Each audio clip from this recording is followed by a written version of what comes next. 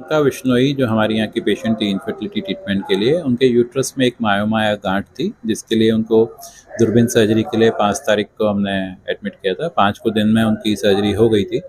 Patient surgery के बाद room में शिफ्ट वार्ड में शिफ्ट हो गया था पहले। 8 बजे तक वो पोस्ट ऑपरेटिव वार्ड में बिल्कुल कंफर्टेबल रही, पैरामीटर सारे नॉर्मल रहे, कोई ब्लीडिंग पीवी नहीं था, कोई ब्लीडिंग नहीं थी यूट्रस की। अल्टीमेटली पेशेंट को 8 बजे हमने रूम में शिफ्ट कर दिया था। 10 बजे पेशेंट के पैरामीटर्स भी नॉर्मल थे, पेशेंट को ओरली भी अलाउ कर दिया था और ये था कि सुबह एक बार देख के पेशेंट डिस्चार्ज हो सकता है।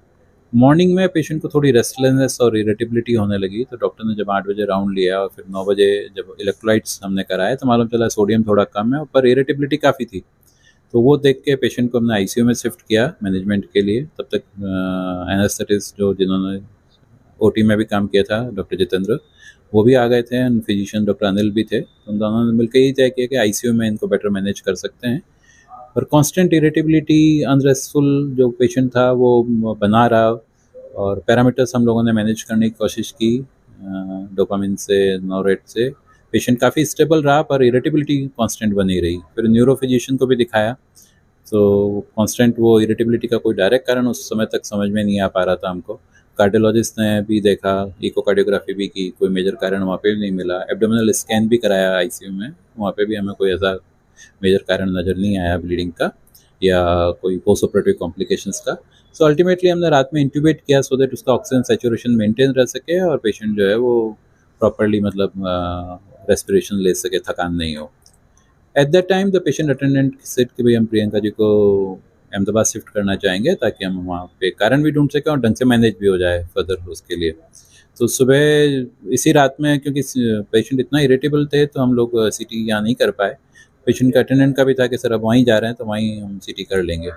वहाँ जब पेशेंट अनइवेंटफुली ट्रांसफ़र हो गई, 5:30-6 बजे तक अहमदाबाद पहुँच गए।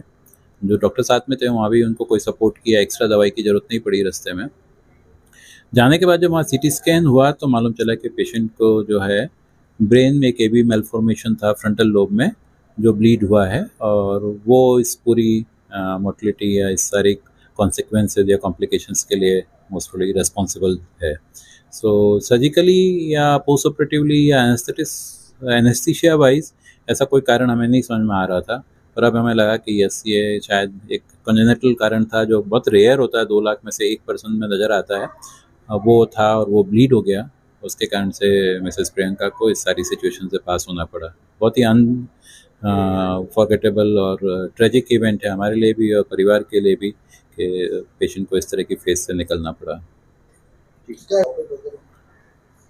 जनरली ब्लीड होने के पहले अगर पता लग जाता तो शायद ट्रीटमेंट पॉसिबल है। ब्लीडिंग के बाद में पेशेंट जब तक डायग्नोज होता है और सारे ट्रीटमेंट की तैयारी होती है, तब तक ऑलरेडी न्यूरोलॉजिकल डेफिसिट या न्यूरोलॉजिकल डैमेजेस बढ़ चुके थे, तो इसलिए ऑपरेट करने के लिए वो फिट नहीं थी पेशेंट। क्या ये बाई बर्थ हो सकता है या बाद में कोई घटना के बाद भी? मोस्ट ऑफ द टाइम ये बाई बर्थ ही होते हैं, डेवलपमेंटल कम ही होते हैं, कॉन्जेनिटली होते हैं, डेवलपमेंटल रेयर हैं।